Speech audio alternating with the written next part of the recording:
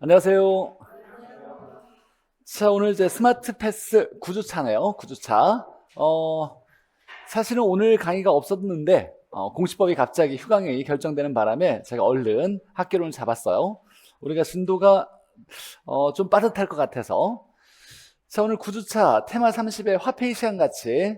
자, 여기서부터는 너무너무 중요하죠. 조금 어렵게 느껴질 수도 있는데 중요한 테마예요. 각 테마마다 한 문제씩 문제에 나온다고 생각하셔도 괜찮아요.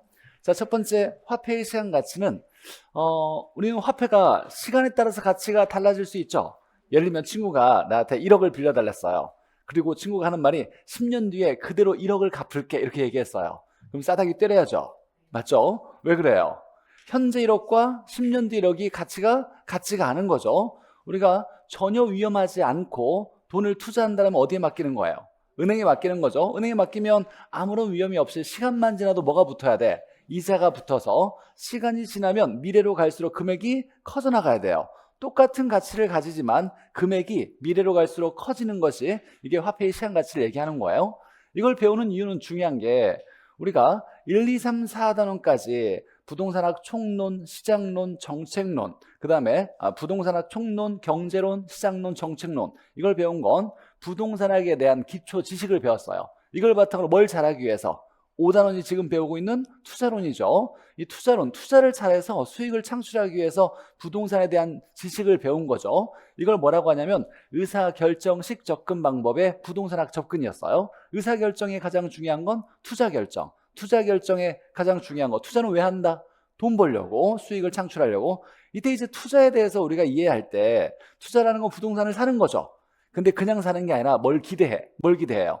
수익을 기대해. 이때 자, 화폐 시장 가치를 따져봤을 때 투자하는 시점, 내가 지출하는 시점은 현재로 잡아요. 근데 지출하는 순간 바로 수익이 발생하는 게 아니라 앞으로 이제 미래에 운영을 해 나가면서 임대료를 벌 거고 시간이 지나서 가치가 올라가면 처분할 때 가치 상승분까지 얻게 되는 거죠. 결국 수익은 언제 발생한다? 미래 발생해요. 미래. 자, 지출은 현재 일어나는데 수익은 미래 발생하니까 수입은 미래 값이고 지출은 현재 값이에요. 우리가 투자를 분석하는 건 뭐냐면 투자를 결정하기 위해서 투자를 분석하는데 투자 분석의 기본은 수입과 지출을 비교해서 누가 크면 수입이 크면 투자하겠지. 그런데 수입은 미래값이고 지출이 현재값이래요. 화폐시장 가치가 다르잖아요.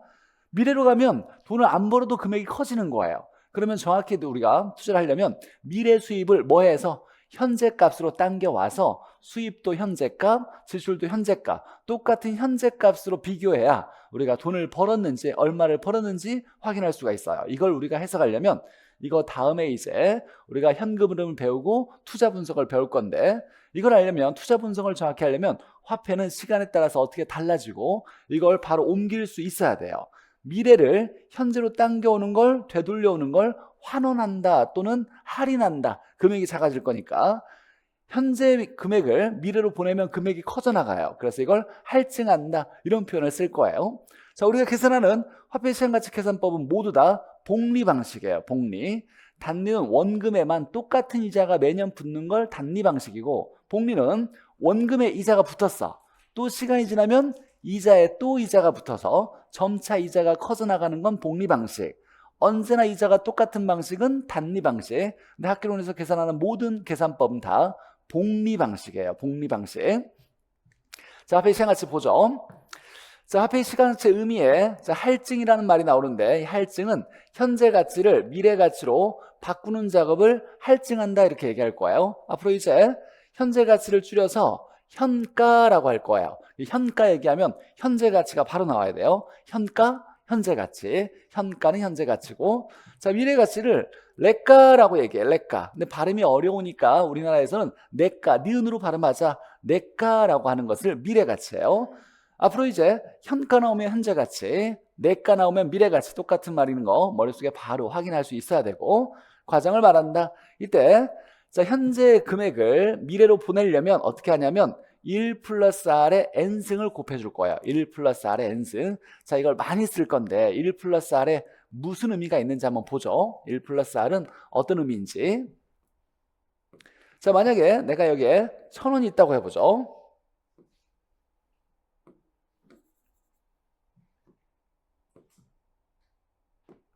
자, 이게 1,000원이 있어요. 1,000원이 있는데 연간 이자율이 연이자율이 만약에 10%라고 해보죠. 자, 복리로 계산할 때 어떻게 금액이 달라진지 한번 볼게요.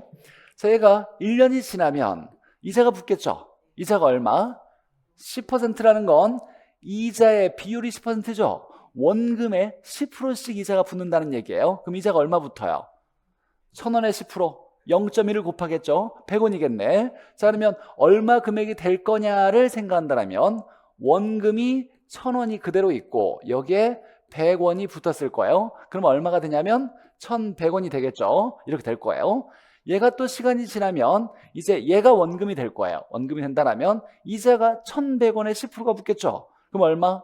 110원. 그러면 원금 1,100원은 그대로 있고 여기에 110원의 이자가 붙을 거예요. 그럼 얘가 얼마냐면 1,210원이 되겠네요. 이렇게 점차 이자가 붙어 나갈 거예요. 이걸 우리가 쉽게 해석할 때 1,000원이 1,100원이 됐네. 그러면 얼마를 곱해줘야 될까를 얘기할 때 1,000원에다가 여기에 1 플러스 0.1을 곱해주면 돼요. 이렇게 곱해주면 얘가 얼마가 나오냐면 1,000원이 나올 거고 이렇게 곱해주면 얼마냐면 100원이 나오겠지. 이 1은 원금을 얘기하는 거고 0.1은 이자율을 얘기하는 거예요. 그래서 더하는 값을 계산하면 이 금액이 1,000원이 1,100원으로 바뀌어졌을 거야를 한 번에 계산할 수 있는 거예요. 마찬가지로 이 1,100원이 1,210원이 될 때 얼마를 곱해줬냐라고 한다면 1,100원에다가 곱하기 1 플러스 0.1을 곱해준 거예요. 1.1을 얘기하는 거예요. 이렇게 곱해주면 얼마? 1,100원. 이렇게 곱해주면 110원. 그러면 이걸 계산하면 얼마가 된다? 1,210원이 될 거예요. 이제 우리는 이걸 한 번에 계산하고 싶은 거예요. 자, 얘를 뭐라고 하냐면 이걸 1 플러스 R이라 그래요. 1 플러스 R. 그럼 1 플러스 R을 곱하면 1년 지날 때 원금에다가 이자까지 합쳐진 금액을 구할 수 있겠네. 그럼 내가 한 번에 얘가 2년 지나면 얼마가 됐을까를 어떻게 계산하냐? 2번 곱하면 되겠네. 여기 한 번 갈 때 1 플러스 R, 1 플러스 R을 곱해줬으니까 이거 2년을 간다면 2번 곱해주면 되겠죠. 이걸 우리가 계산할 때 곱하기 1 플러스 0.1에 2승 곱해주면 2번 곱하게 된 거예요. 그럼 3년 뒤 얼마가 되겠냐? 그러면 3번 곱해주면 되겠네. 우리가 1 플러스 R은 1은 원금을 의미하는 거고 R은 이자를 얘기하는 거예요. 합쳐진 금액이 얼마가 될 거냐를 계산할 때 1 플러스 R을 곱해주면 된다. 이렇게 연속 곱해주는 건 복리 방식이에요. 이자에 이자가 붙고 그 이자에 또 이자가 붙는 방식. 그래서 앞으로 이제 1 플러스 R을 수백 번 쓸 거야. 수백 번 계속 쓸 거예요. 학교는 끝날 때까지 계속 마지막 단원까지. 자, 그래서 현재 금액이 미래 얼마가 되겠냐라고 할 때 1 플러스 R을 곱해주는데 이 R은 퍼센트가 있는 거 없는 거? 퍼센트가 없는 이자율 같은 걸 곱해주는 거고 이때 N은 연수를 얘기하는 거예요. 몇 년 뒤로 보낼 거냐? 1년이면 1승, 3년 뒤로 보낸다면 3승, 3승이라면 3번 곱해주는 거죠. 자, 그러면 보낼 때는 곱해줬다라면 그럼 미래값을 땡겨올 때는 뭐 할까요? 땡겨올 때는 얘를 이렇게 땡겨온다라면 어떻게 해야 돼? 나눠줘야겠지. 나누기 1 플러스 R에 N승을 나눠주겠네. 갈 때는 곱했으니까 땡겨올 때는 나눠주는 거죠. 나눠주면 금액이 작아지겠죠. 작아지는 걸 뭐라고 하냐면 할인, 커지는 건 할증이라고 얘기하는 거예요. 우리 싸게 파는 마트를 할인마트 이렇게 얘기하듯이. 자, 그래서 할인은 미래를 현재로 당겨오는 거, 당겨오는 걸 환원이라고도 얘기하고 이건 나중에 감정평가에서는 환원이나 할인이나 거의 같은 말로 쓰여질 거예요. 이때는 1 플러스 R의 N승을 나눠주면 되겠다라는 거예요. 이 미래 가치를 내가, 현재 가치를 현가, 우리가 현가, 현재 가치, 내가, 미래 가치 헷갈리면 안 돼요. 바로 나와야 돼. 자, 그래서 보낼 때는 1 플러스 R N승을 곱해주고 당겨올 때는 1 플러스 R N승을 나눠준다. 이걸 한번 잠깐 배웠어요. 언제 배웠냐? 우리가 정보의 현재 가치를 구할 때 어떻게 한다? 차, 안, 땡 이렇게 했었어요. 자, 금액 차이에다가 개발 안 될 확률에다가 1 플러스 R의 N승을 나눠준다. 왜냐하면 정보의 가치를 언제 값으로? 현재 값으로 구해야 돼요. 현재 값으로 구하니까 1 플러스 R의 N승으로 나눠줬던 거예요. 자, 여기서 이제 자본하는 개수 6개를 이해해야 돼요. 자본하는 개수 6개. 우리가 뭔가를 곱해주면 바로 바꿀 수 있는, 곱해주기만 하면 바꿀 수 있는 이 개수를, 곱해주는 값을 개수라고 하는데, 이걸 자본하는 개수라고 얘기하고, 계산식은 다 말이 없어도 복리 방식. 자, 이 자본하는 개수 6가지는 뭐 하냐면, 구하고자 하는 금액을 산정하기 위해서 뭔가를 구하려고 해. 구하기 위해서 여기에 별표, 곱해지는 개수예요. 무조건 자본하는 개수가 들어간 식은 곱하기로만 표현돼야 돼. 곱해서 뭔가를 구한다요. 곱해서 뭔가를 구한다. 자, 여기에 내용이 용어에 다 들어가 있어요. 용어에 다 들어가 있어. 개념이. 한번 보죠. 자, 미래가치 개수는 미래가치를 구하기 위해 곱해지는 개수를, 이걸 미래가치 개수, 줄여서 미래가치는 내가니까 내가계수라고 얘기하고, 얘는 현재 가치를 구하기 위해 곱해지는 개수를 현재가치 개수, 현가계수. 내가계수에 3개가 있고 현가계수에 이렇게 3개가 있어요. 자, 먼저 봅시다. 일시불의 내가계수는 금액이, 돈이 한 번 있을 때, 한 번 있는 돈을 일시불이라 그래요. 한 번 있는 돈을 일시불의 내가로 바꿔주기 위해서 곱해지는 개수를, 이걸 일시불의 내가계수라 그래요. 여기 단어에 다 나와 있어. 용어에 일시불의 내가, 미래가치로 바꿔주기 위해서 곱해지는 개수. 그럼 식을 쓴다면 금액이 한 번 있대요. 일시불을 뭘로 바꿔주는 거예요? 일시불의 내가로 바꿔주는 거죠. 미래가치로. 이러기 위해서 뭔가를 곱해준다는 거죠. 이 곱해준다는 게 뭐다? 일시불의 내가계수. 아까 우리가 배웠어요. 돈을 미래로 보내려면 뭘 곱해준다? 1 플러스 R의 n승을 곱해주는 거죠. 1 플러스 R의 n승의 정체가 뭐냐면 얘가 일시불의 내가계수라고 얘기하는 거예요. 1 플러스 R의 n승이 일시불의 내가계수. 자, 그럼 얘를 보죠. 얘가 이제 더 중요한데, 일시불의 현가계수는 일시불의 현재 가치로 바꿔주기 위해서 곱해지는 개수예요. 곱해지는 개수. 자, 그러면 돈이 한 번 있어. 일시불이 있는데 이걸 일시불의 현재 가치로 바꿔주기 위해서 곱해주는 거죠. 근데 우리가 아까 뭘 배웠냐면 돈을 현재 가치로 당겨 오려면 나누기 1 플러스 R에 n승을 하면 된다고 했는데, 이 자본하는 개수라는 건 곱하기로 표현된 식을 얘기하는 거예요. 자, 그러면 나누기를 곱하기로 바꾸려면 어떻게 바뀌어져야 돼? 역수로 바뀌어져야 돼요. 예를 들면 10 나누기 2는 얼마? 5죠. 5. 이걸 우리가 10 곱하기 2분의 1 쓸 수 있어요. 10 곱하기 2분의 1 얼마? 5. 얘들 다 5예요. 그러면 얘나 똑같은 거잖아요.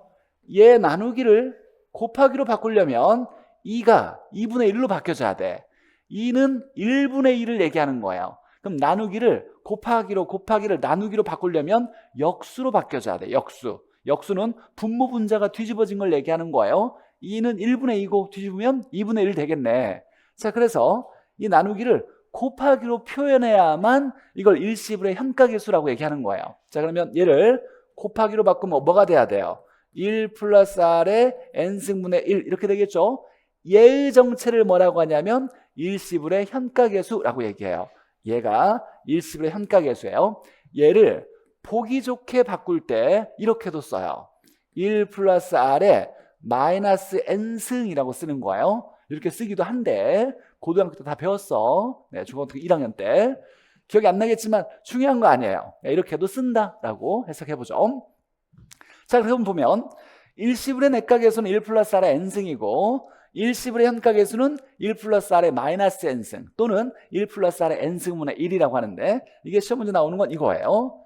자, 얘는 R이 커지면 전체 값이 커져야 작아져요. 커지겠지. 그래서 R이 커지면 일시불의 내가계수는 커져요. 근데 여기서 R이 분모에 있죠. R이 커지면 전체 값은 커져야 작아져요. 작아져요. 이게 보너스로 많이 나오는 지문이에요. 즉 일시불의 현가계수는 R이 분모에 있으니까 R이 커질수록 일시불의 현가계수는 뭐한다? 작아진다. 이거 하나 기억해 놓고, 자, 그 다음에 이제 연금이라는 게 나오는데 연금 한번 이해해 보죠. 연금. 자, 연금은 똑같은 금액이 반복되어 있을 때 연금 방식이라 그래요. 자, 만약에 여기에 100원, 여기에 100원, 여기에 100원 이렇게 있다고 보죠. 그럼 연금 방식 맞아요?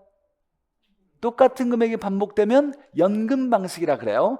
똑같은 금액이 반복될 때 하나의 금액을, 중요해요. 하나의 금액을 뭐라고 한다? 연금이라 그래요. 연금. 하나의 금액을 연금이라 그러는 거야. 우리 주택연금 들어봤죠? 주택연금. 주택을 담보로 잡히고 돌아가실 때까지 종신 방식이라면 연금식으로 대출을 받을 수 있는 거예요. 그러면 연금이라는 말이 나오면 금액이 같은 거야, 다른 거야? 같아야 되는 거예요. 무조건. 연금이란 말이 나오면 같은 금액을 받는 거예요. 같은 금액을 여러 번 이렇게 등장할 때 이걸 연금 방식이라고 하고, 이때 반복되는 금액 하나를 뭐라고 하냐면 연금이라고 얘기해요. 자, 그러면 이 돈을 모두 합쳐서 연금, 이건 연금 얼마? 100원이 3년이거나 3회 있다라고 볼 수 있어요. 이렇게 된 건데, 이걸 모두 합쳐서 이게 미래 시점이라고 보죠. 미래 시점에서 총합이 얼마가 될까? 이 총합이 얼마일까? 라고 했을 때 이거의 정체를 뭐라고 하냐면 연금의 미래가치라고 얘기하는 거예요. 이 연금의 미래가치. 그래서 얘는 연금의 내가라고 해요. 앞으로 제가 현가하면 현재가치, 내가하면 미래가치를 얘기하는 거예요. 자, 연금의 내가라고 얘기해요. 얘는 300원보다 클까요, 작을까요? 그냥 원금만 합치면 얼마? 300원. 근데 미래로 보내니까 뭐가 붙어야 돼요? 이자가 붙어야 되겠지. 그럼 얘가 만약에 350원이라 해보죠. 얘 350원을 뭐라고 하냐면 연금의 내가라 그래요. 그럼 연금의 내가는 원금에다가, 원금은 딱 300원이 있었어요. 300원. 여기다가 뭘가 붙은 거예요? 이자까지 붙은 합을 연금의 내가라고 얘기해요. 연금의 내가. 자, 얘를 이렇게 당겨와서 이 시점을 만약에 현재 시점이라고 본다라면 이때의 총합을 뭐라고 하냐면 이걸 연금의 현가라고 얘기해요. 연금의 현가. 얘는 300원보다 클까요, 작을까요? 작겠지. 만약에 250원 냈다라면 땡겨온 만큼 이자가 다 빠져가지고 총 50원이 빠진 거예요. 이자가 빠져가지고 250원이 된 것을 이걸 연금의 현가라고 얘기해요. 자, 그러면 연금의 내가, 연금의 현가라는 건 연금이 몇 번 있든지 간에 이걸 모두 합쳐서 미래 시점으로 보내주거나 현재 시점으로 당겨오는 총합을 얘기할 때 연금의 현가, 연금의 내가 이런 말을 쓰는 거예요. 자, 그러면 봅시다, 다시.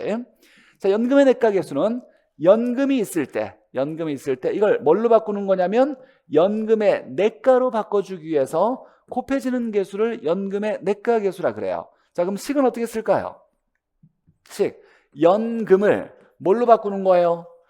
연금의 내가로 바꿔주기 위해서 곱해주는 게 있다라면 이걸 뭐라고 한다? 연금의 내가 계수라고 얘기하는 거예요. 연금의 내가 계수. 식을 쓰겠지만, 자, 예를 한번 써보죠. 먼저 연금을 뭘로? 연금의 현가로 바꿔주기 위해서 곱해지는 계수니까 식을 쓴다라면 연금을 뭘로? 연금의 현가로 바꿔주기 위해서 곱해지는 게 있다라면 얘가 연금의 현가 계수예요. 자, 식은 그러면 연금 곱하기 연금의 현가 계수는 연금의 현가. 얘는 연금 곱하기 연금의 내가 계수는 연금의 내가. 뭐 어려운 거 하나도 없죠. 그럼 봅시다. 우리가 이제 이걸 계산 문제 많이 풀 거예요. 그냥 말만 뭔가 복잡해 보이고 어려울 뿐이지. 자, 보죠. 지금 얘는 연금이 3번 있는데 연금 100원이 3번 있죠. 얘가 미래로 보낼 때 얘의 정체가 연금의 내가였어요. 한번 써봅시다. 자, 그럼 얘로 바꿔주려고 할 때 우리가 식은 연금에다가 뭐를 곱하면 연금의 내가가 됐냐면 뭘 곱했어요? 연금의 내가 계수를 곱했어. 연금의 내가 계수를 곱했죠. 자, 그러면 이 관계에서 우리가 숫자를 대입해보죠. 숫자를 써보면 연금이 얼마? 300원이야 100원이야? 100원 얘기하는 거야. 100원. 이게 중요한 거예요. 반복되는 금액 하나를 얘기하는 거야. 100원이고 연금의 내가가 얼마예요? 350원이죠. 그러면 연금의 내가 계수는 얼마일까요? 100원에다가 얼마를 곱해야 350원이 나오겠어? 3.5가 되겠죠. 이 연금의 내가 계수에 연금이 몇 번 있는지의 내용이 들어가 있는 거예요. 여기에 들어가 있는 거예요. 연금의 내가 계수에. 연금은 하나의 금액을 쓰는 거고, 연금의 내가가 얼마 나왔다라면 얘가 만약에 4번 있다라고 했을 때, 다시 한번 얘기하면 5번 있다고 보죠. 얘가 이렇게 5번이 있어. 그럼 식이 보냈을 때 350원이 아니라 580원 이렇게 됐다고 해보죠. 그러면 100원 곱하기 연금의 내가 계수는 얘가 580원 이렇게 나와야죠. 그럼 얼마를 곱해야 돼? 5.8이죠. 이 5.8의 정체가 뭐냐면 연금의 내가 계수가 되는 거예요. 이걸 이제 값을 구할 수 있는 식도 이제 제시를 할 거예요. 이것도 외워야 돼. 자, 어찌되거나 식은 반복되는 금액 하나에다가 계수를 곱해서 연금의 내가든 현가든 구하는 거예요. 그럼 마찬가지로 여기도 한번 해봅시다. 자, 연금이 이렇게 있는데 이게 3번 있다고 보죠. 3번 있을 때 얘를 당겨오니까 연금의 현가가 250원이 됐어. 그러면 식은 연금 곱하기 연금의 현가 계수는 연금의 현가 이렇게 나오겠죠. 자, 그러면 연금 얼마? 100원. 100원에다가 연금의 현가 얼마? 250원이 나왔대요. 그럼 여기 얼마를 곱한다는 거예요? 2.5를 곱하면 얘가 된다. 2.5의 정체가 연금의 현가 계수 역할을 하는 거예요. 자, 이건 이제 이따가 다시 한번 정리를 할 텐데, 어찌됐거나 우리가 연금의 내가나 연금의 현가를 구할 때는 연금은 금액 하나, 반복되는 금액 하나를 얘기한다라는 거예요. 자, 이 식도 외워놔야 되는데 지금 이제 그냥 가능한 외우려고 노력해. 얘는 어떻게 쓰는 거냐면 아까 값이 뭐 3.5, 2.8 이렇게 나왔잖아요. 이 값을 어떻게 정하냐면 이렇게 정해요.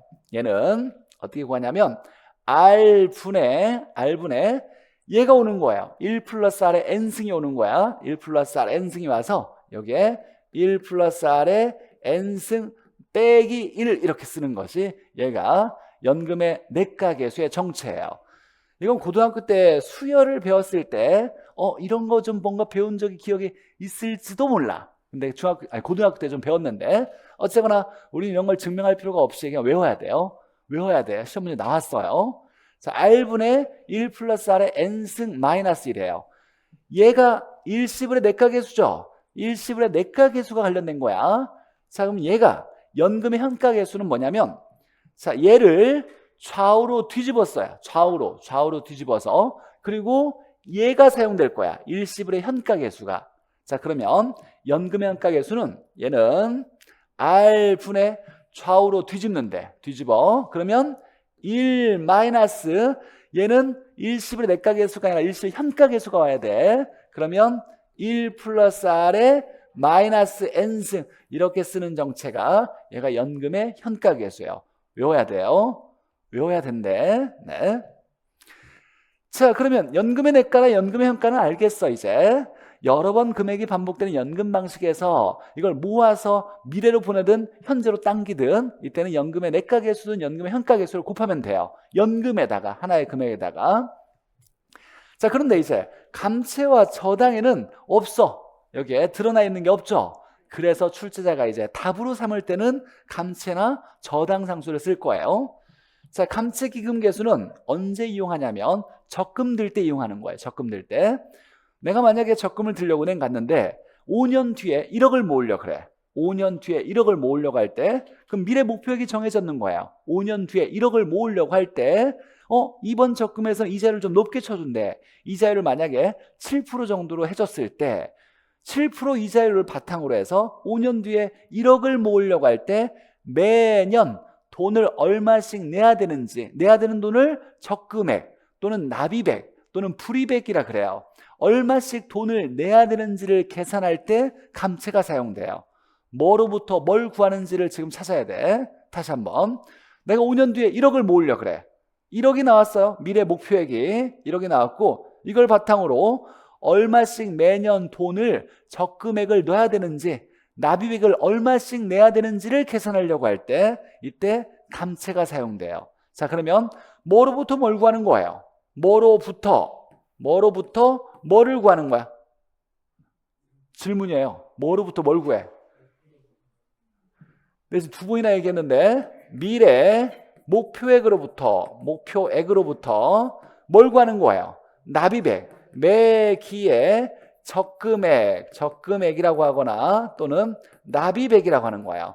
돈을 얼마씩 내야 되는지를 계산하려고 할 때 여기다가 곱하는 게 뭐다? 감채 기금계수를 얘기하는 거예요.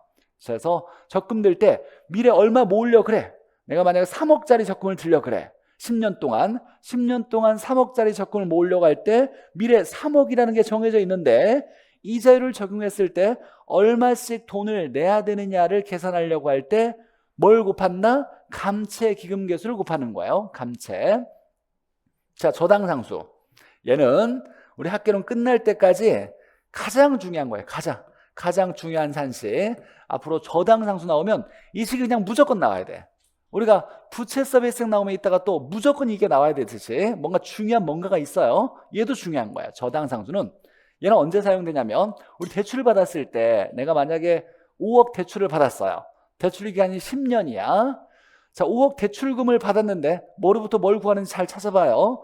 5억 대출금을 받았는데 내가 원리금 균등 방식으로 매 기에 내야 되는 상환액, 원리금 상환액을 계산하려고 할 때 저당상수가 사용돼요. 이때 중요한 건 우리가 대출을 했을 때 갚는 상환액이 나오면 특별한 말이 없으면 무조건 상환액은 원금을 얘기해요, 이자를 얘기해요, 원리금을 얘기해요.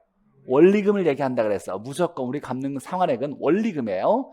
대출금으로부터 원리금을 얼마씩 내야 되는지를 계산하려고 할 때 저당상수가 사용돼요. 자, 그러면 식이 나와야 돼. 뭐로부터 뭘 구하려고 할 때 저당상수 사용된다? 대출액으로부터 뭘 구할 때? 원리금. 매 기에 내는 원리금을 구하려고 할 때 얘가 저당상수를 곱해주면 돼요. 그래서 이게 엄청 중요한 식이에요.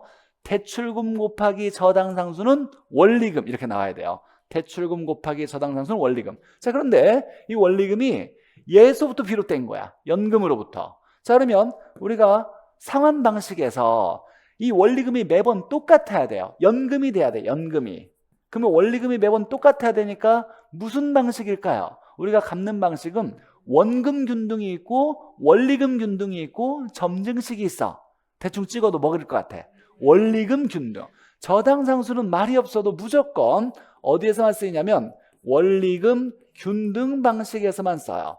원금 균등 방식에서 저당상수 나오면 무식하다 그래요. 무조건 저당상수는 원리금 균등에서만 써야 돼. 얘가 연금이 돼야 되니까. 원리금이 연금 돼야 돼서. 자, 그래서 6개의 식이 자연스럽게 나올 수 있어야 돼요. 다시 한번 정리해 볼게요. 일시불 내가계수는 여기 나와 있어. 뭐 곱하면 뭐가 된다? 일시불 곱하기 일시불의 내가계수는 일시불의 내가. 연금의 내가계수는 연금 곱하기 연금의 내가계수는 연금의 내가. 여기까지는 뭐 어렵지 않아요, 이건. 자, 얘가 중요해. 감채는 내가 미래 얼마를 모으려고 할 때 얼마씩 돈을 내야 되느냐라고 계산할 때 감채가 사용돼요. 그래서 미래 목표액 곱하기 감채는 납입액, 매기 납입액, 적금액, 불입액이라고 얘기해요. 납입액을 계산할 수 있는 거고. 자, 저당상수 엄청 중요하지. 자, 얘는 대출금으로부터 상환액, 말이 없어도 상환액은 원리금을 얘기하는 거예요. 대출금으로부터 상환액을 계산할 때 쓸 거예요. 그럼 식은 대출액 곱하기 저당상수는 원리금 이렇게 나와야 돼. 자, 그러면 원리금은 대출액 곱하기 저당상수죠. 그러면 이제 식을 좀 바꿔봐. 나중에 쓸 건데 나중에 엄청 많이 쓸 거예요. 자, 대출액 곱하기 저당상수는 원리금 이런 식이 그냥 무조건 머릿속에 딱 박혀 있어야 돼. 대출액 곱하기 저당상수는 원리금. 자, 그러면 저당상수는 어떻게 구할까? 저당상수는 이거 넘기면 되겠죠? 곱하기 넘어가면 나누기가 되겠지. 그래서 저당상수는 대출액분의 원리금 이렇게 쓸 수 있을 거예요. 아, 그러면 대출액도 구할 수 있을까요? 대출액은 어떻게 구할 수도 있을까? 얘는 저당상수 넘기면 되겠지. 저당상수를 나누면 주면 돼. 원리금에다가 저당상수 나눠주면 대출액 구할 수 있을 거예요. 출제자가 요즘 계속 이런 걸로 계속 응용 문제를 내려고 해. 저당상수 나오면 무조건 기본식이 이거예요. 대출액으로부터 원리금을 계산할 때 곱해주는 자본하는 계수가 저당상수, 대출액 곱하기 저당상수는 원리금 이렇게 딱 나와야 되고.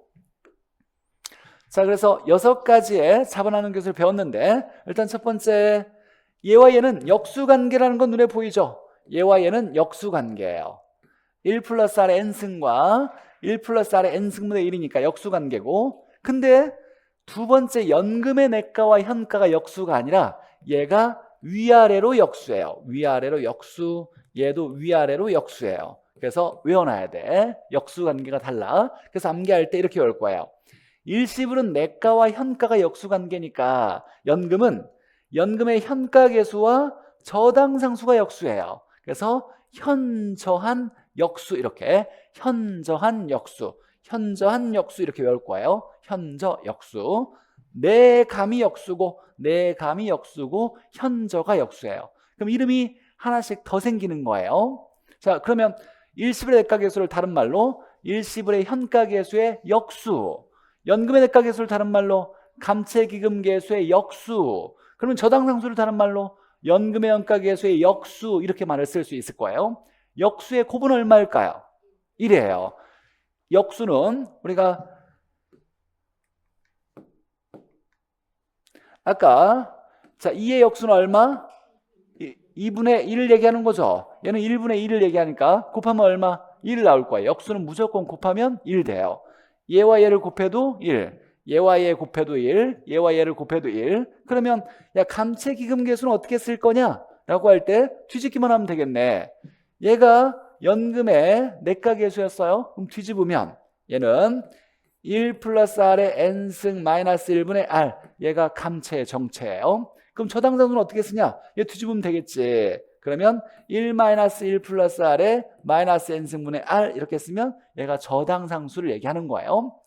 자, 이렇게 해서 6가지에 대해서 이해를 좀 해봤어요. 물론 더 깊은 내용도 많아. 근데 우리는 시험 문제는 딱 여기까지만 나올 거니까 잠깐 복수 한번 해봅시다.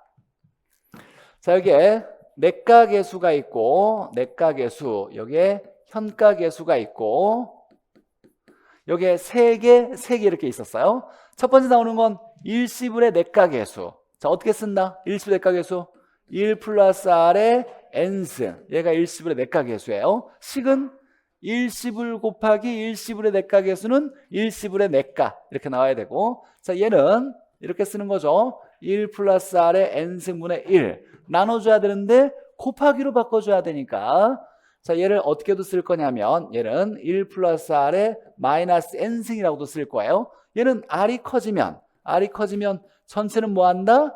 작아진다. 이거 하나 시험 문제 잘 나오니까 기억해 놓고, 얘와 얘는 역수관계다라는 거고. 자, 두 번째, 연금의 내가계수가 있어. 연금의 내가계수는 얘가 내려올 건데 R분의 얘가 내려와서 1 플러스 R의 n승 마이너스 1 이렇게 쓰는 거고, 자, 여기에 연금의 현가계수는 얘를 좌우로 뒤집어서 R분의 1 마이너스 얘가 내려와야 돼. 이제 얘가 1 플러스 R의 마이너스 n승 이렇게 쓰는 게 연금의 내가계수, 연금의 현가계수. 연금의 내가계수는 연금 곱하기 연금의 내가계수는 연금의 내가, 연금의 현가계수는 연금 곱하기 연금의 현가계수는 연금의 현가, 이렇게 나올 거고, 얘의 역수가 감채가 나올 거예요. 감채는 분모 분자 뒤집어주면 되겠죠. 자, 얘의 역수가 저당상수가 나오죠. 저당상수. 이때 감채는 뭐로부터 뭘 구하냐면 미래 목표액으로부터 납입액 또는 적금액을 구할 때 쓰는 거죠. 자, 식이 중요해요. 뭐 곱하기 뭐는 뭐? 미래 목표액 곱하기 감채 기금계수는 납입액 또는 적금액, 이렇게 나와야 되고, 자, 얘는 대출금으로부터 원리금을 구할 때 쓰는 거예요. 근데 원리금이 매번 똑같아야 돼. 연금이 돼야 되니까 무슨 방식에서만? 원리금 균등 방식에서만 쓸 수 있어요. 원금 균등 이런 거 틀려요. 원리금 균등에서만. 자, 뭐로부터 뭘 구한다? 대출액으로부터 원리금. 식은 대출액 곱하기 저당상수는 원리금. 얘가 엄청 중요해요. 나중에 이것만 딱 떠올라도 한 문제 쉽게 풀 수 있는 문제가 나올 수도 있으니까, 대출액 곱하기 저당상수는 원리금. 무조건 저당상수가 나오면 이 식이 바로 튀어나와야 돼. 대출액으로부터 원리금 구하는 거니까 대출액 곱하기 저당상수는 원리금. 이렇게. 자, 6가지. 우리가 여기서 현저한 역수다 이렇게 하나 외웠고, 일시불은 내가 현가 역수, 연금은 내가와 감채가 역수고 연금의 현가와 저당이 역수다. 이렇게 자 6가지 자본하는 개수를 우리가 해석해 봤어요. 자 그럼 이제 한번 그냥 봅시다. 일시불의 내가 개수는 일시불을 얘로 일시불의 내가로 바꿔주기 위해서 곱해주는 거고, 연금의 내가는 연금을 연금의 내가로 바꿔주기 위해서 곱해주는 거예요. 뭐 이건 뭐 당연한 거니까 넘겨서 이제 감채와 저당 중요하죠. 자, 모일의 목표액으로부터 얘를 만들기 위해서 매기에 적립해야 되는 적립액, 적금액, 납입액, 불입액을 계산하기 위해서라고 나왔어요. 그러니까 얘로부터 얘를 구하려면 이라고 나온 거예요. 미래 목표액으로부터 매기의 납입액, 적립액, 적금액을 계산하려면 여기다가 뭘 곱한다? 감채를 곱하면 된다라는 거죠. 이렇게 식이 나와야 되고, 자 저당상수는 대출액으로부터 매기에 상환하는 원리금을 계산하기 위해라고 나왔어요. 그러니까 대출액으로부터 원리금을 계산하려면 여기다 뭔가를 곱해줘야 돼. 뭐 저당상수를 곱해주면 얘를 구할 수 있다. 이때 원리금이 연금이 돼야 돼요. 금액이 매번 똑같아야 돼. 자 그러면 무슨 방식? 원리금 균등 방식에서만 저당상수를 쓸 수 있다는 거예요. 그러니까 저당상수가 나오면 말이 없어도 원리금 균등 방식이라고 전제가 깔린 거예요. 자 여기까지 이제 기본이고, 자 우리가 이제 문제를 풀려면 이제 6개를 언제 쓸 거냐를 구분할 수 있어야 돼요. 자 이때 출제자가 이걸 속이려고 뭔가 막 문장을 꼬아서 뭔가 어렵게 보이려고 애쓰겠지만 우린 그런 거에 현혹되면 안 돼. 자 우리가 일시불의 내가현가와 연금의 내가현가를 구분하기 위해서는 무조건 첫 번째는 돈만 확인해요.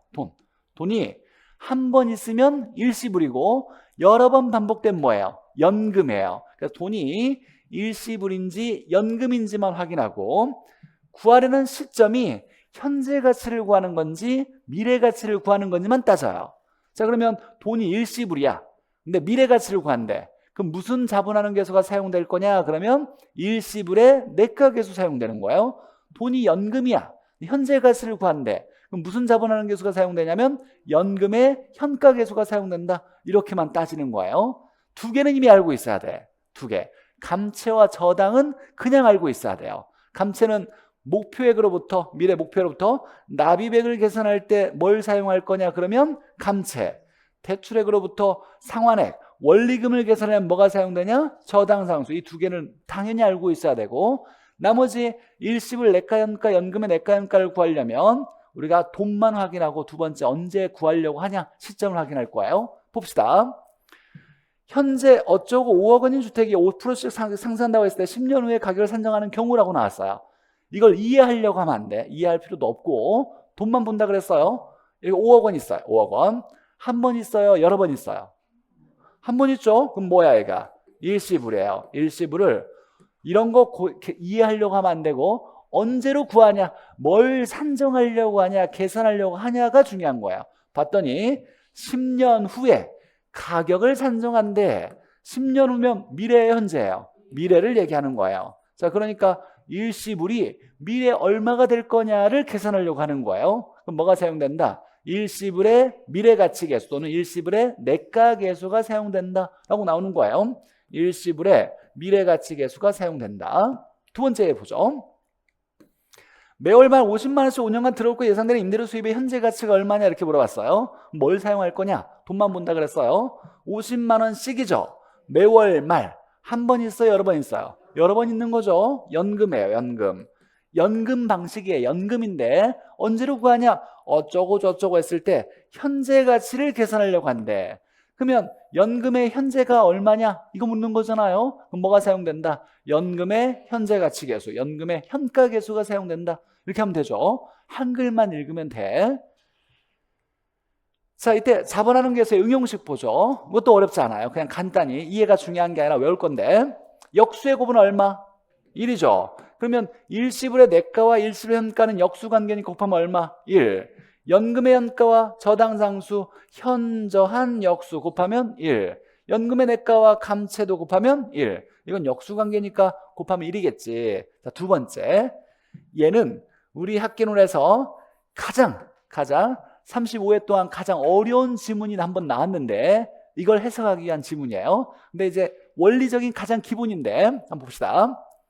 왜 그러냐? 이건 나중에 기회가 되면 제가 기회가 있을지 없을지 모르겠지만 그냥 외울 건데, 자, 이거의 특징은 뭐냐면 연금계수고 일시불계수예요. 근데 여기는 현가가 나왔고 여기는 내가가 나왔어요. 그러니까 정반대로 나온 거예요. 연금 일시불이 곱하는데 현가 내가 반대로 나왔죠. 이럴 경우만 해당되는 거야. 일단 얘와 얘는 역수가 아니에요. 그럼 1이 된다는 건 틀리죠. 자, 이럴 때는 무조건 연금 먼저 시작하고 맨 마지막으로 끝나는 거예요. 이걸로 끝난다. 그러면 얘가 뭐가 되냐면 연금의 내가계수가 된다. 이렇게 외울 거예요. 왜 그러냐? 아직 이해하려고 하지 말고. 근데 주의할 게 만약에 2 곱하기 3은 3 곱하기 2 맞아요? 맞죠? 곱하기는 순서를 바꿔도 상관없죠? 그럼 만약 이렇게 나왔어. 제가 간단히 일시불의 내가, 연금의 현가는 뭐가 될 거냐 이렇게 물어봤어요. 보니까 연금계수, 일시불계수, 내가, 현가, 우리가 배웠던 거네. 그럼 무조건 뭐 먼저? 연금 먼저 시작한다 그랬어요. 연금 먼저. 얘가 앞에 있다고 일시불부터 시작하면 안 돼. 무조건 연금 먼저 시작해야죠. 그러니까 이거 얼른 바꿔놔야 돼. 얘는 연금의 현가 곱하기 일시불의 내가를 얘기하는 거지 라고. 그러면 연금 먼저 시작해서 뭘로 끝난다? 내가로. 그럼 얘는 뭐가 된다? 연금의 내가계수가 된다 이거예요. 이거 하나 기억하면 돼. 마찬가지로 여기에 연금의 계수 일시불 계수고 여기는 내가 현가 나왔으니까 우리가 알고 있는 식이지. 그럼 무조건 뭐 먼저? 연금 먼저 쭉 가서 뭘로? 현가로. 연금의 현가가 된다 이렇게 해석하는 거예요. 자, 이따가 한번 응용 한번 할 거야. 응용 한번 할 건데 그건 이따가 보도록 하고. 자, 두 번째 산식이 이게 우리 학기론에서 가장 어렵게 나올 수 있는 식이니까 이것보다 더 쉬운 방식은 없어요. 연금 일시불 계수가 나오면 무조건 연금 먼저 시작하고 뭘로 끝나는지 놓으면 된다.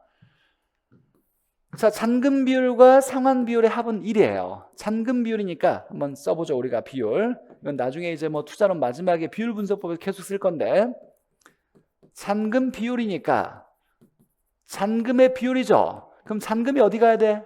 위에. 잔금이 위에 가야지. 그러면 잔금은 못 갚은 대출액을 잔금이라 그래요. 그러면 언제 잔금이 나오냐?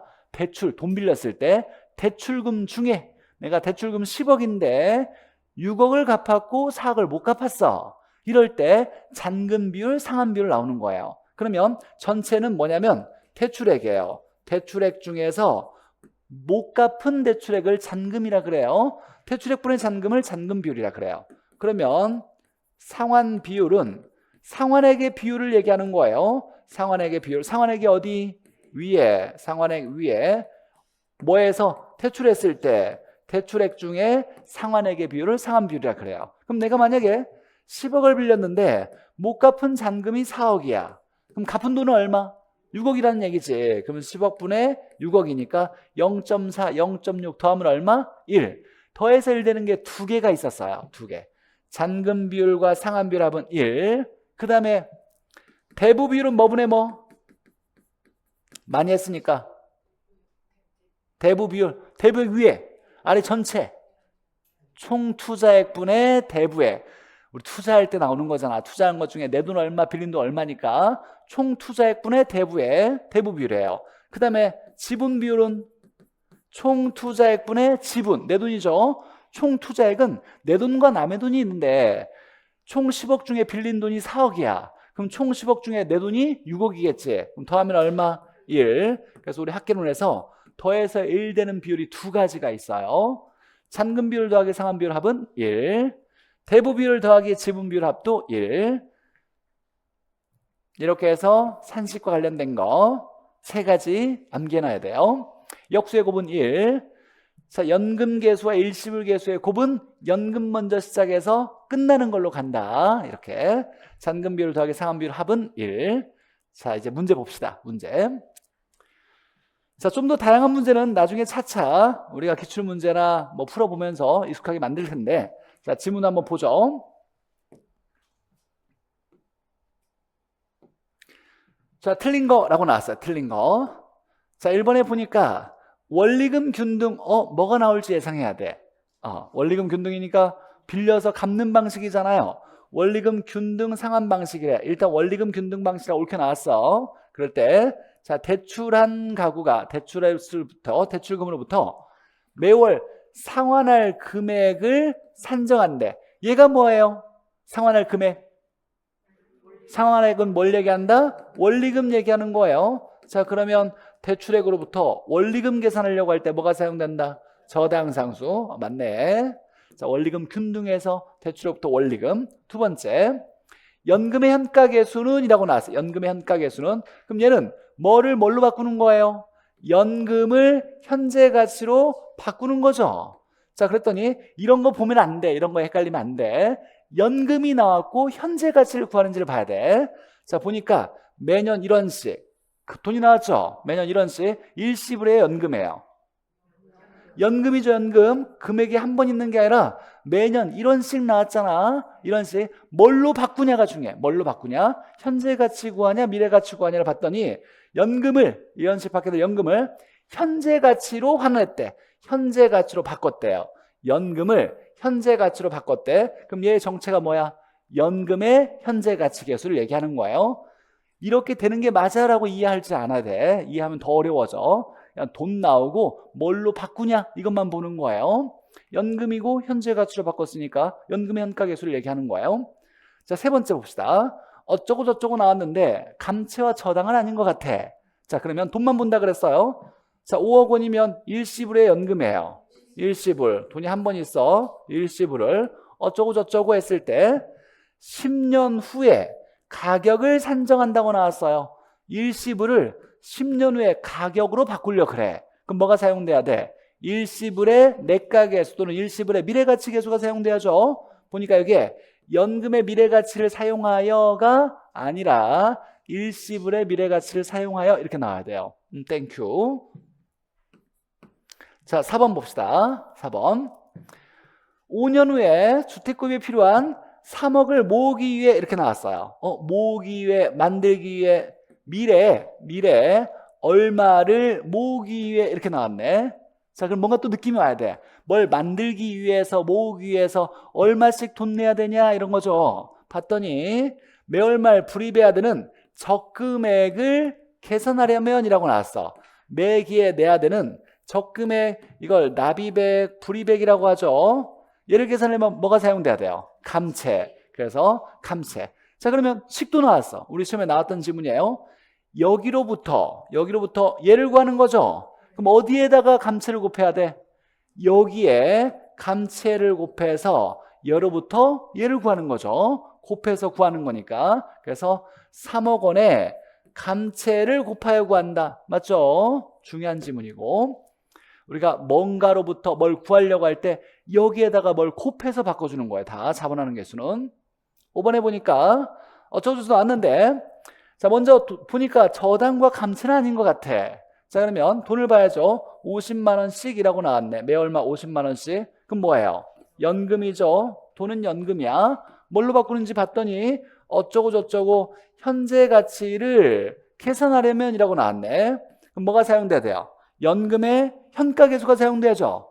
근데 저당상수 틀렸네 라고 하면 안 되고, 우리가 여기서는 연금의 현가계수가 사용되는데 잘 봐야 될 건 저당상수에 뭐라고? 역수가 나왔어요. 역수. 저당상수 역수가 뭐예요? 연금의 현가계수예요. 시험에 나왔던 지문이에요. 그러니까 역수관계도 알아야 이 지문을 풀어낸다고 얘기하는 거예요. 그러니까 이름이 마찬가지예요. 여기에 그럼 감채 대신에 뭘 쓸 수 있어요? 연금의 내가계수의 역수라고 쓸 수 있고, 여기에 일시불의 미래가치계수 대신에 일시불의 현재가치계수의 역수라고도 쓸 수 있어요. 이름이 두 개씩 있으니까 이 지문에서 역수라는 게 들어가 있는지도 잘 봐야 된다. 우리 좀 이제 투자론에서 수준 높은 단원이에요. 여기서부터. 역수라는 것도 따져 봐야 된다. 다음 문제 봅시다. 자, 틀린 거 봅시다. 연금의 미래가치계수와 일시현재가치계수의 곱은이라고 나왔어요. 곱 나왔어. 그럼 역수의 곱이라면 얼마? 1. 근데 얘하고 얘가 역수는 아니에요. 역수는 일시불의 내가현가와 연금의 현가와 저당상수, 연금의 내가와 감채가 역수였어요. 자, 그러면 얘를 보니까 얘와 곱하면이라고 나왔는데 연금계수, 일시불계수, 미래가치, 현재가치 우리가 배웠던 거네. 그럼 무조건 뭐 먼저 시작하고? 연금 먼저 시작해서 뭘로 끝난다? 현재가치로 끝난다. 연금의 현재가치 계수가 된다.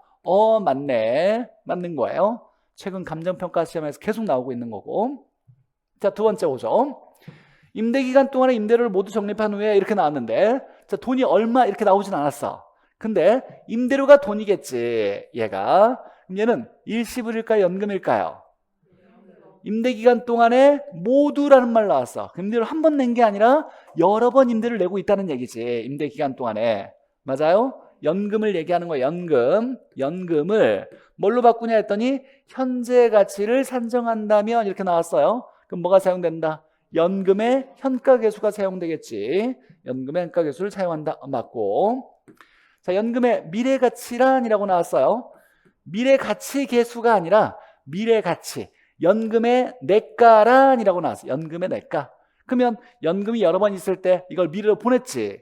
그래서 원금뿐만 아니라 뭐까지 합친 거예요? 이자까지 합친 걸 얘기하는 거죠. 자, 그랬더니 매기간 일정 금액을 넣을 때, 연금을 넣을 때 매기간 넣었으니까 연금을 미래 일정 시점에서 원금만 얘기하는 거, 이자까지 얘기하는 거예요. 이자까지. 원금과 이자의 총합을 연금의 미래가치라고 한다. 아까 100원이 350원 됐을 때 이걸 연금의 내가라고 얘기했었어요. 4번에 보니까 일시불의 현재가치 계수는 할인율이 R이 상승할수록 이라고 나왔어. R 상승할수록 커져요, 작아져요? 작아져요. 얘가 작아진다. 세정체는 1 플러스 R의 N승분의 1 이렇게 되니까 R이 분모에 있어. R 커지면 전체는 작아진다. 자, 저당상수와 연금의 현재가치 계수는 현저한 역수 관계다. 곱하면 얼마? 1 된다. 맞는 얘기네요. 그래서 4번이 틀렸고. 자, 이런 질문들 다 해석할 수 있어야 돼요. 자, 봅시다. 자, 일단 틀린 거 질문. 자, 원금에 대한 이자뿐만 아니라 이자도 붙는데요. 무슨 방식? 복리 방식이라고 나와야 돼요. 복리 방식. 자, 세 번째, 일시불 현재가치 계수는 R이 커질수록 뭐한다? 작아진다라고 나와야 되고. 자, 연금의 현재가치 계수와 뭐가 역수냐? 우리가 현저한 역수니까 연금의 현가계수와 뭐가 저당상수가 역수다. 현저한 역수 이렇게 나와야 돼요. 자, 5번 한번 봅시다. 얘가 32에 가장 어려웠던 지문이에요. 봅시다. 자, 일단 보면 자, 10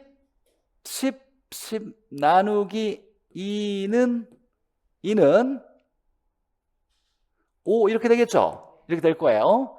자, 그러면 얘를 넘길 수 있어요? 이렇게 넘기면 뭐가 돼요? 곱하기로 바뀌겠지. 그러면 10은 아니 다시 내 머리가 안 들어가네. 멍청이.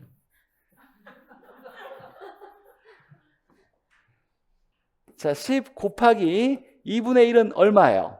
5죠? 5인데 자, 이걸 좀 바꿔서 10은 5 이걸 넘기면 곱하기가 뭘로 바뀌어요? 나누기로 바뀌죠? 나누기 얼마? 2분의 1이 돼야 되겠죠? 근데 얘를 다시 곱하기로 바꿀 수 있어요? 그럴 수 있지. 10은 5 곱하기 역수로 취하면 돼.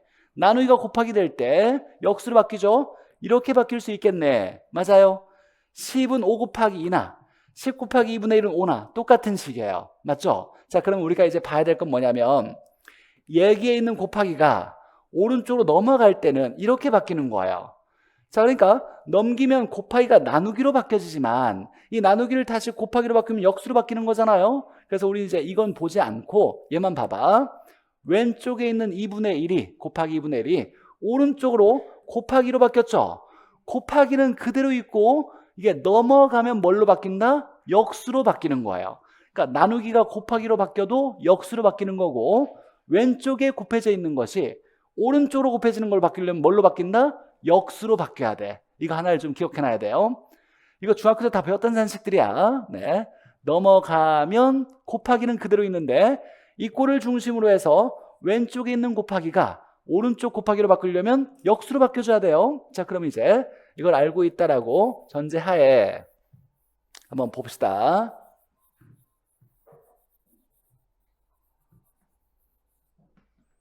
자, 식을 보니까 연금현재가치계수에 감채기금계수를 곱했더니 얘가 뭐가 나왔냐면 일시불의 현재가치계수가 나왔대요. 이건 배운 적이 없는데, 배운 적이 없죠. 역수도 아니죠. 연금현가계수 역수는 뭐예요? 저당상수 곱하면 1 돼야 되는데 역수관계도 아니야. 자, 그럼 한번 써봅시다. 간단히 연금의 현가계수에 감채를 곱했더니 여기에 일시불의 현가계수가 나왔대요. 이게 맞냐? 이렇게 물어봤어요. 자, 그러면 우리가 연금과 일시불 계수의 곱은 알고 있어. 근데 감채는 배운 적이 없잖아요. 그러면 얘를 넘겨. 감채나 저당이 나오면 넘겨. 이쪽에 넘기면 곱하기 그대로 바뀌고 뭘로 바뀌어? 역수로 바뀐다 그랬어요. 역수로. 자, 그러면 예식을 바꾸면 이렇게 돼요. 연금의 현가는 일시불의 현가 곱하기 그대로 있고 역수로 바뀐다 그랬죠? 왼쪽에 있는 곱하기가 오른쪽 곱하기로 바뀌면 역수로 바뀐대. 감채 역수가 뭐야? 연금의 내가계수야. 여기에 연금의 내가계수가 되는 거예요. 그러고 봤더니 오른쪽이 우리가 배웠던 거야. 연금 일시불계수 내가 현가네. 그럼 얘를 순서를 바꿔서 연금 먼저 시작하는 게 좋겠죠? 연금, 이건 그러면 연금의 내가에다가 일시불의 현가를 곱한 거잖아요. 그러면 무조건 뭐 먼저? 연금 먼저 뭘로 끝나? 현가로. 연금의 현가가 맞네. 이 식 맞는 거죠? 이 식이 맞으면 얘도 맞는 거예요. 그래서 이 식이 옳은 지문으로 답이었어. 그래서 어려웠던 지문이었어요. 뭐 별로 어려운 거 아니야. 자, 그럼 다시 우리가 해야 될 건 뭐냐면, 자, 이 식을 알고 있어요. 연금계수 곱하기 일시불계수는 연금에 뭐가 된다 이렇게 나왔잖아.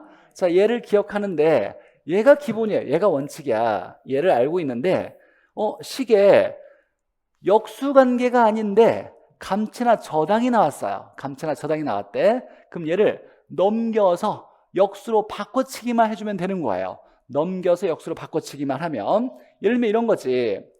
이렇게 문제를 냈다고 해보죠. 간단히 한 번 더.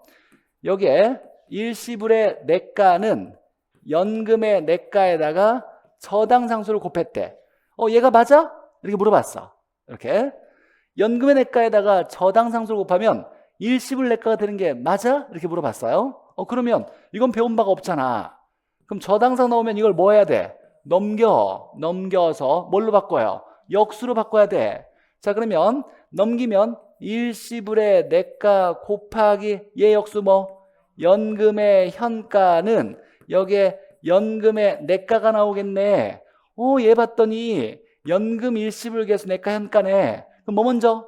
연금 먼저 시작해서 뭘로? 내가로. 연금의 내가. 맞네. 얘 맞으면 얘도 맞겠지.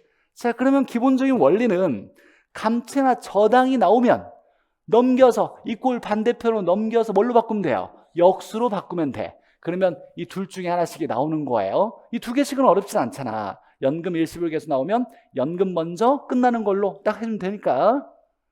그렇대요. 네.